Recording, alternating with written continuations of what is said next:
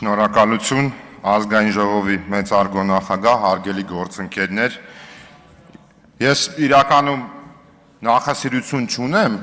նմանատիպ ելույթների, բայց այնուամենայնիվ վերջին երկու իրադարձությունների շրջանակում եւ ավելի շատ մթնոլորտի կոնտեքստում մի քանի հատ արձանագրում պետք է անեմ եւ այդ թվում մի քանի հատ ընդդիմադիր գործընկերոջը, կարամ ասեմ, հակադարձեմ որոշակի առումով։ Նախ եւ առաջ պետք է ասեմ, որ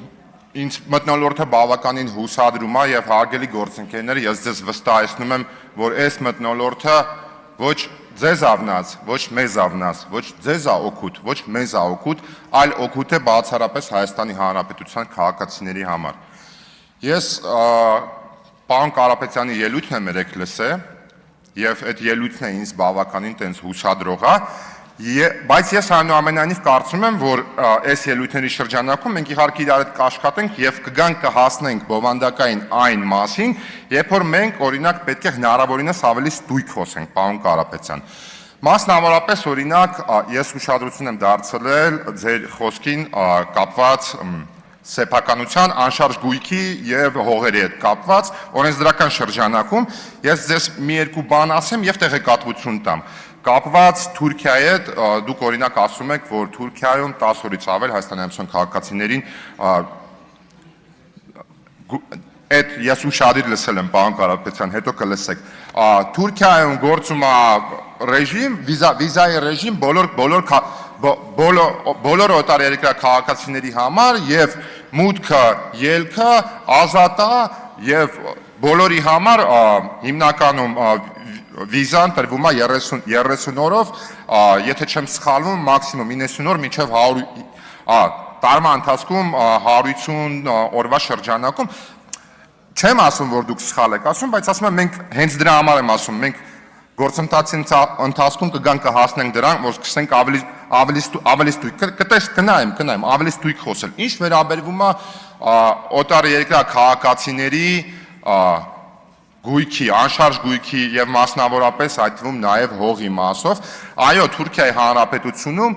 գործում է արգելք, բայց այդ արգելքը օրենքով չի սահմանված, Թուրքիայի Հանրապետությունում կա նախագահի հատուկ հրաման, որում կա շրջանակ, որ որոշ երկրների քաղաքացիներին չի կարելի գույք ունենալ, սեփականություն ունենալ եւ հող ունենալ, բայց օրենքի դաշտում շատ կարեւոր է, էլի պրակտիկորեն, այդ դաշտը ազատ է։ Դա ենթաօրենսդրական ակտերով է սահմանվում։ Ինչու համար եմ սրա վրա շեշտադրություն դնում, որտեղ իրականում երբ որ ես 8-րդ գումարման ազգային ժողովի падգամավոր էի, ես մեր սահմանադրության մեջ եւ այդ թվում հողի մասին օրենքում այդ որոշակի խնդրահարույց մասը տեսել եմ իրականում, որտեղ մեր սահմանադրությունը ասում է արգելվում է, եթե օրենքով այլ բան սահմանված չէ, հողի մասին օրենքի, եթե չեմ սխալվում, 4-րդ հոդվածի 3-րդ կետը եւ 3.1 կետը, որոշակի ես իմ համար հակասություն եմ տեսել, ինչի վերաբերյալ նաեւ կազմել եմ օրենքի նախագիծ, որը որ բան կանի, ոնց որ ասած, որոշակի սահմանափակումներ կդնի կամ հստակություն կմտցնի, երևի տենց ասեմ ավելի շատ, այդ թվում նաեւ հաշվի առնելով որոշակի ազգային անվտանգության հարցերը, ես դա այն ժամանակ աշխատանքային շրջանառության մեջ եմ դրել, կառավարության գործընկերների հետ որոշ մասի հետ, ոնց որ ասած, պարզ ասեմ, լեզու գտել ենք եւ կար կոնսենսուս դրա շուրջ, որոշ գործընկերների հետ, որոնք որ հենց գույքով են զբաղվում եւ սեփականության իրավունքով մի քիչ խնդիրներ կար, բայց այնպես չէ, որ կառավարությունում ձեր այդ մի քիչ իհարկե ասեմ, պոպուլիստական կոչված օրենքը բովանդակային մասով բան է, էլի ոնց որ տենց արգելք կա, դա աշխատանքային process է, կգանք եւ կաշխատենք եւ իրականում սահմանադրության մեջ էլ այդ խնդիր կա։ Օրինակ, երբ որ մենք ասում ենք սահմանադրության փոփոխություն, շատերը կասեն իհարկե այն լոզունգային մասը, սահմանադրության նախաբան, բայց ես ինքս որ սահմանադրությունը կարդում եմ, համադրած օրենքները կարդում եմ եւ պրակտիկայի մեջ դրանց կիրառումը տեսնում եմ, բազմաթիվ խնդիրներ եմ տեսնում մեր սահմանադրության մեջ եւ ինձ համար ակնհայտ է, որ ինքը պետք է ենթարկվի փոփոխության։ Ինչ վերաբերվում է հայտնի 300,000 ադրբեջանցիների, դուք իհարկե որպես մեխանիզմ եք ներկայացրել դրա զսպման, որ ակնկալում եք, որ կգա, երբ որ իմ գործընկերները ասում են, որ նախընտրական շրջանում դա հոգեբանական հարձակում է եղել, դա իսկապես այդպես է եղել, առավել եւս, որ ձեր քաղաքական ուժի լոգոյի ներքո է եղել։ Դա խնդիր է, էլի։ Ես ունա գնացել եմ ատոմնաբուժի, դե ատոմնաբուժի մոտ նու ինձ էլ ոչինչ էլի, ես տես թեթև կտանեմ, էլի, բայց փաստացի մենք դուք ձեր զավակների վրա եք հոգեբանական ազդեցություն գործել դրանով, էլի։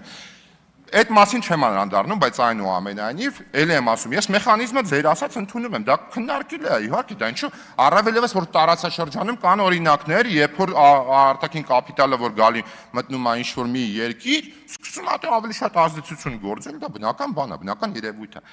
Ինչ վերաբերում է Ադրբեջանում հայտնի կազմակերպության վերաբերյալ, որը որ դուք բարձրաձայնում եք։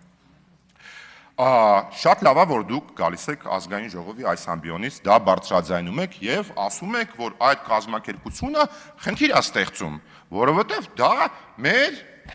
կարամ ասել, պաշտոնական Երևանի ասելիքն է, որ ձեր մատնանշած կազմակերպության մասին, երբ որ մենք Ադրբեջանի Հանրապետությունից ասելիք ենք լսում, դա խաղաղության գործընթացի ամրապնդմանը ոչինչով չի նպաստում, բացարձակապես ոչինչով եւ դրա մասին բազմիցս խոսվում է եւ կարծում եմ դեռ ապագայում կխոսենք դրա վերաբերյալ, բայց այնուամենայնիվ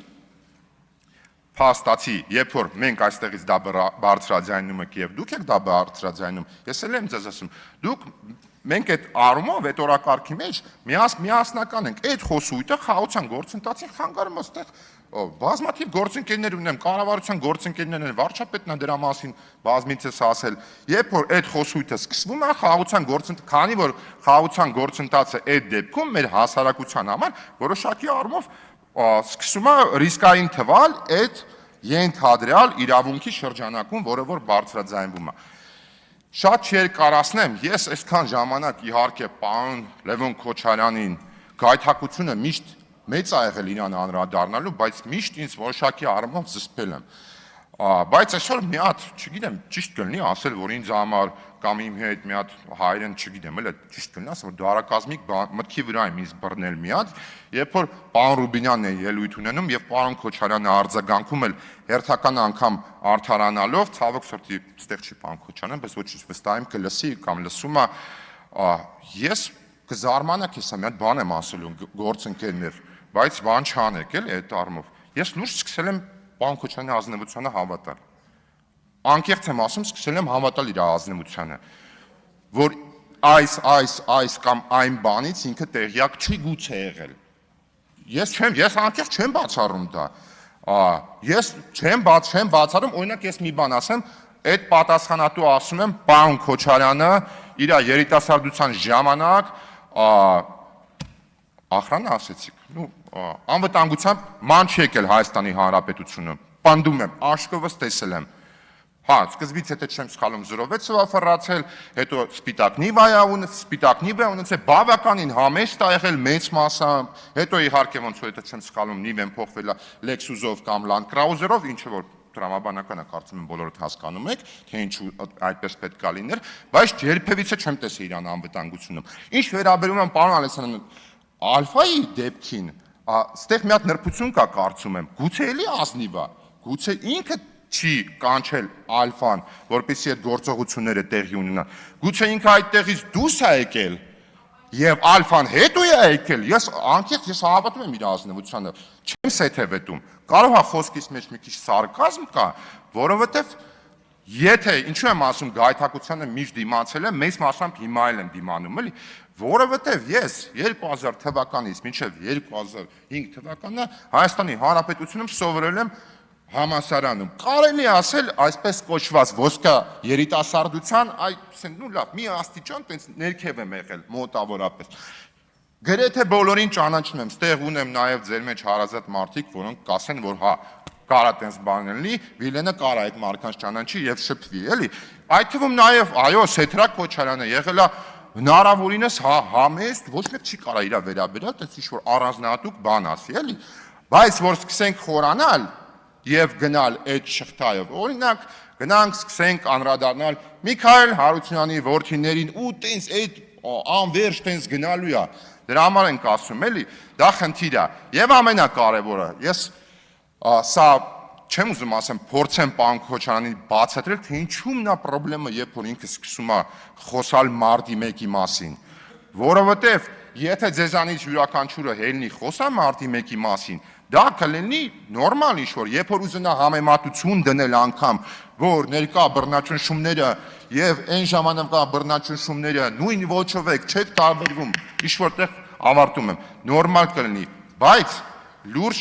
երեք կոգնիտիվ դիսոնանս լսեցի, իսկապես կոգնիտիվ դիսոնանս է առաջանում, երբ որ պարոն Քոչարյանը սկսում է մարտի 1-ի մասին խոսալ, որովհետև ստեղ մարդիկ կան, որոնք կարան օրինակ մարտի 1-ը անձնական օրինակի վրա ձեզ պատմել սկսած ժամը 6:15-ից մինչև վերջ, որովհետև մեզանից շատերի կյանքում ներողություն եմ խնդրում, ավարտում եմ, բայց ինձ համար շատ կարևոր է այս մասը։